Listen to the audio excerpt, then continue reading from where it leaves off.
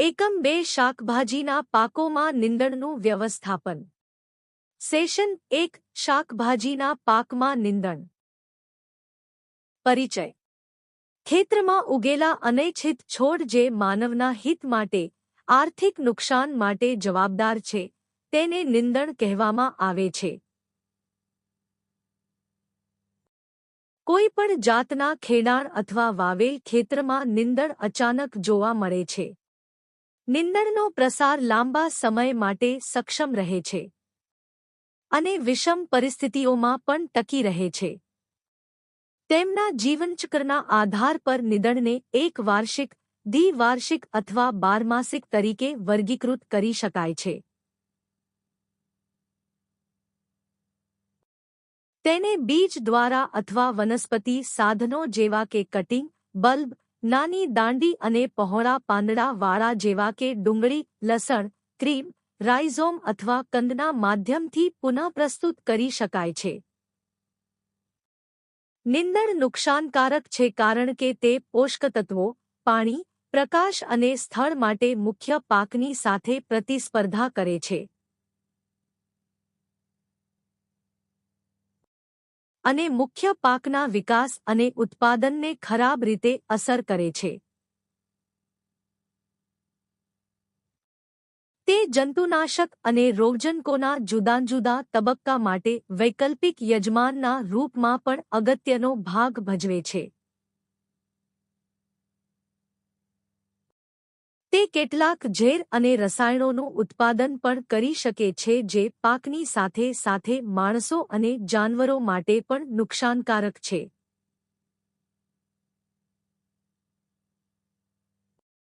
નીંદણ જમીન પર કબજો કરે છે, ઝડપથી ફેલાય છે અને તે માટે નિયમિત રીતે તેના નિકાલની જરૂરિયાત ઊભી થાય છે.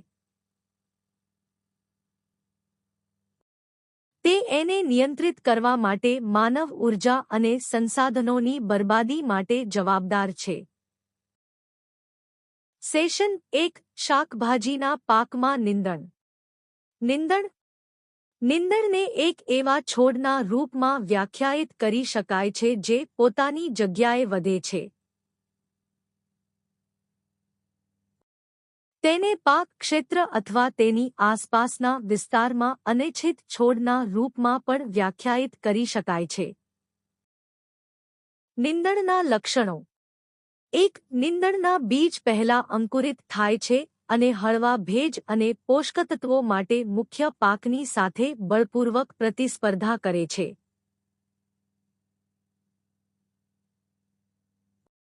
2. નીંદણ અનૈચ્છિક છોડ છે જે પાક, પશુધન અને માનવ માટે નુકસાનકારક છે.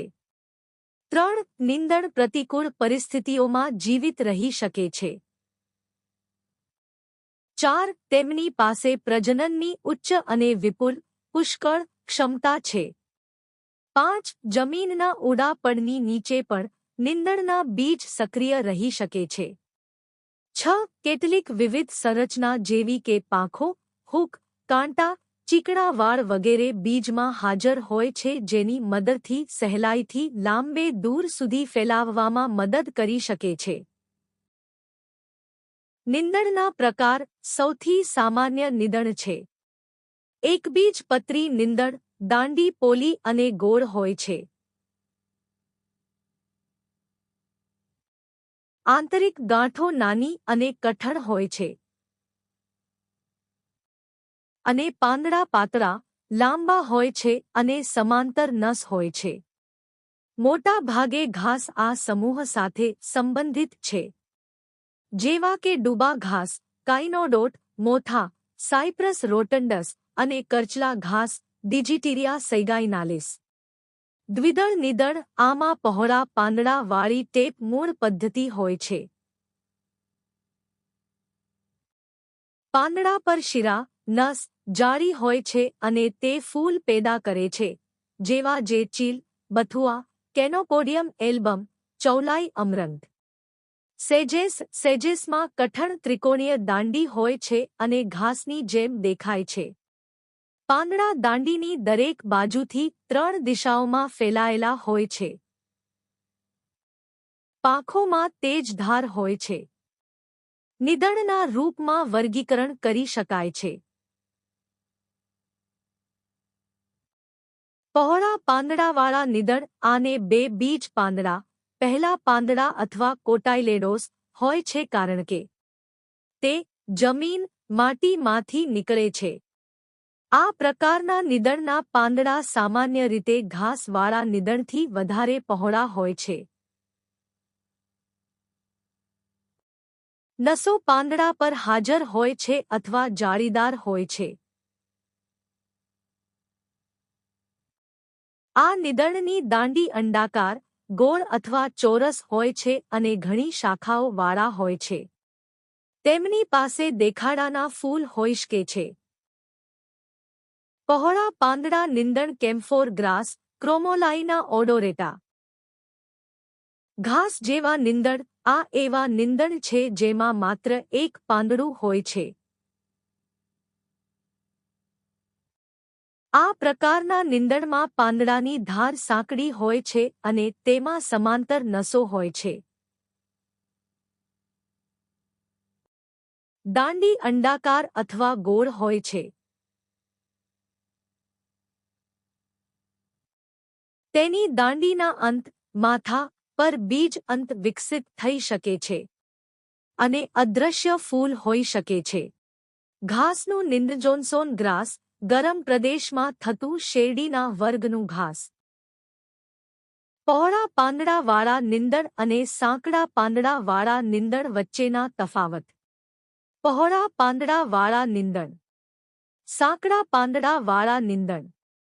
બે બીજ પાંદડા હોય છે. કોટાઇલેડોસ માત્ર એક બીજના પાંદડા છે.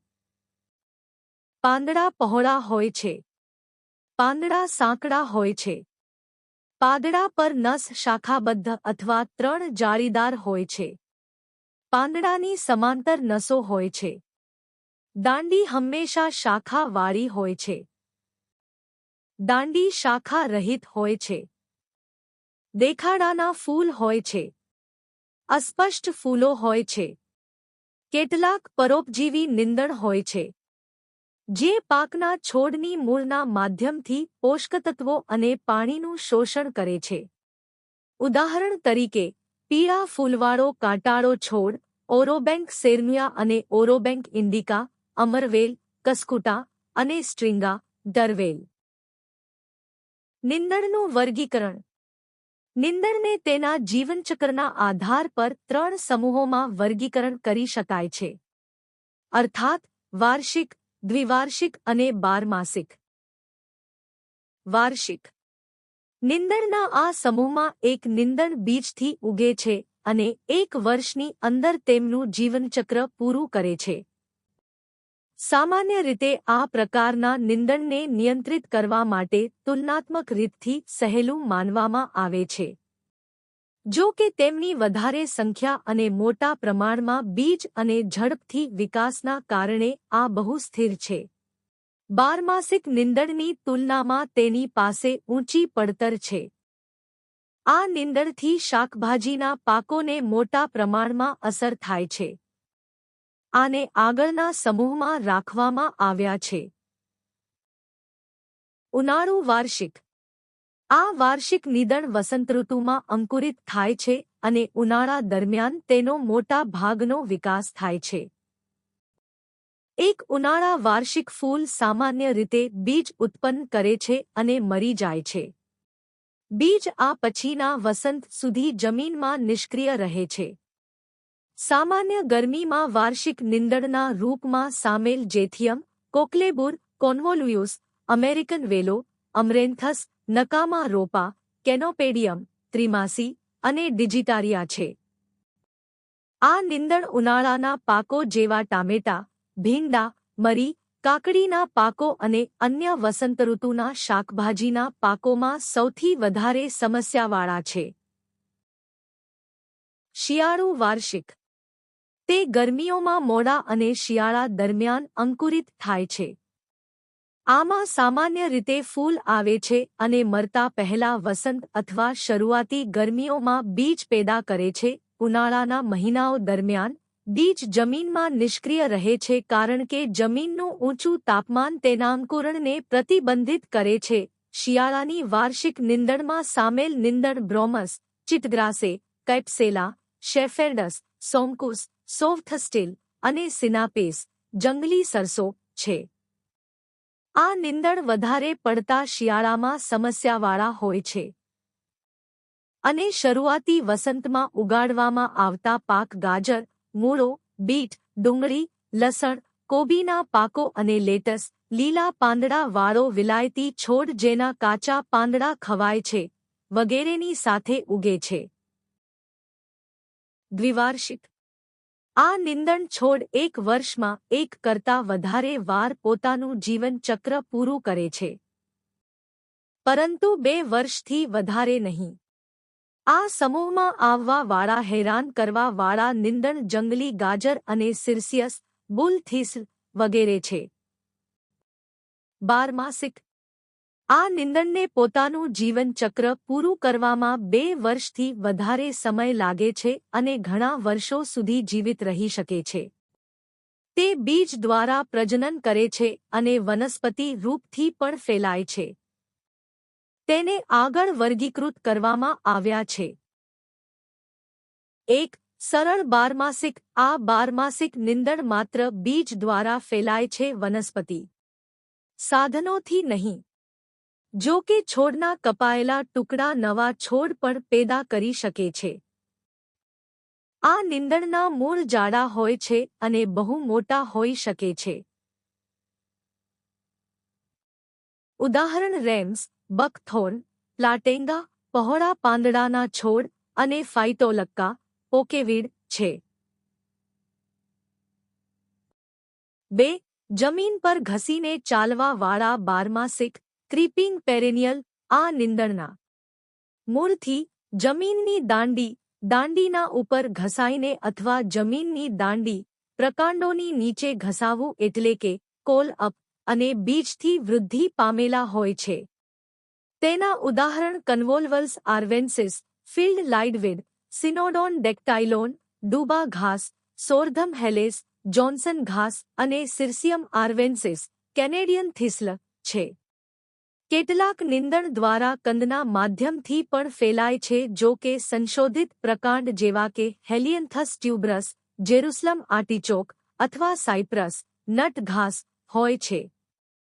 એકવાર જ્યારે આ નીંદણની સાથે એક ખેતર સંક્રમિત થાય છે, તો તેને નિયંત્રણ કરવું ઘણું જ મુશ્કેલ થઈ જાય છે.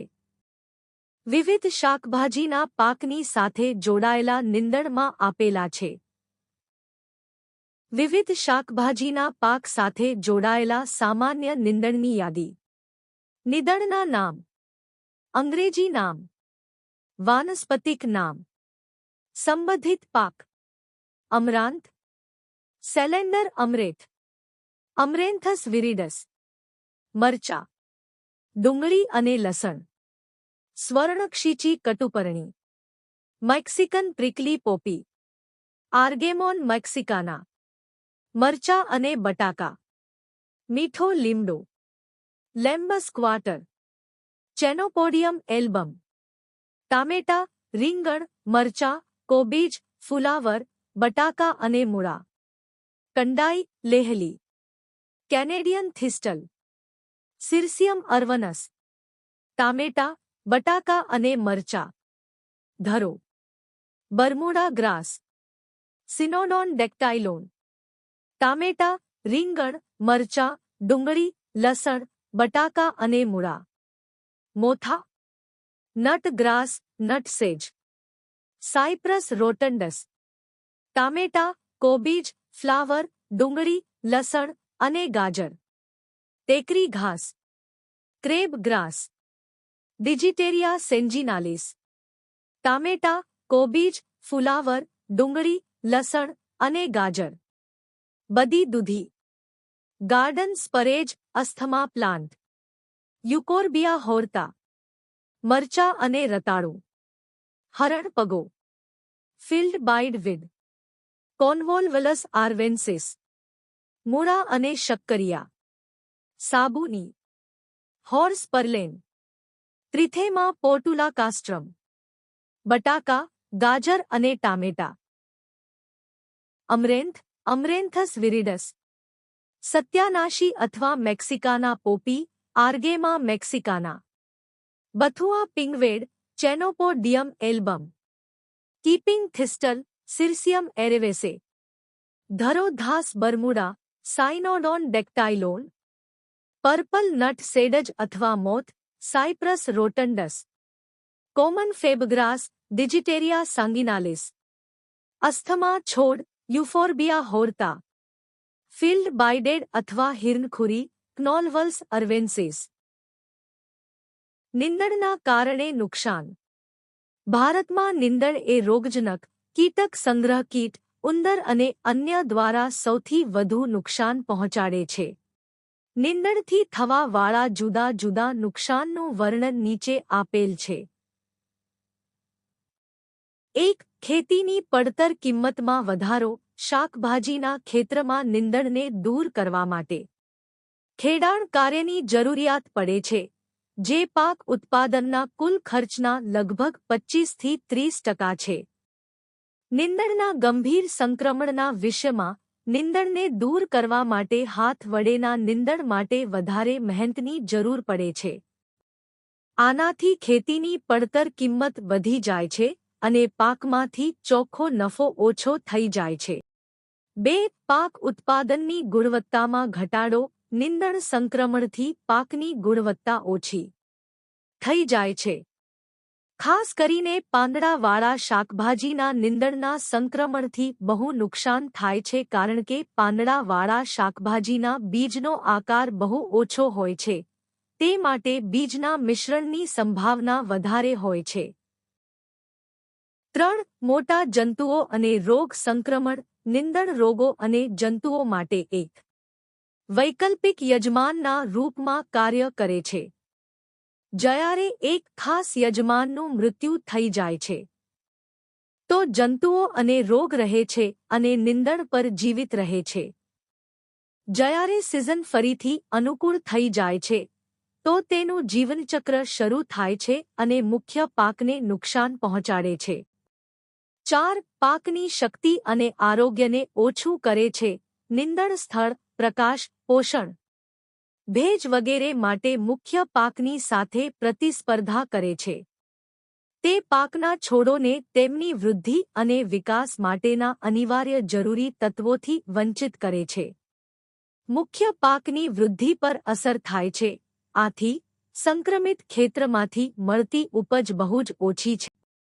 5. ખેતીના કામોમાં અડચણ. શાકભાજીના ખેતરમાં મોટા નીંદણ ખેતીના કામો જેવા કે ખેડાણ, ઉપરની જમીન, ક્યારીની તૈયારી, સિંચાઈ ચેનલની તૈયારી વગેરેમાં સમસ્યા ઊભી કરે છે.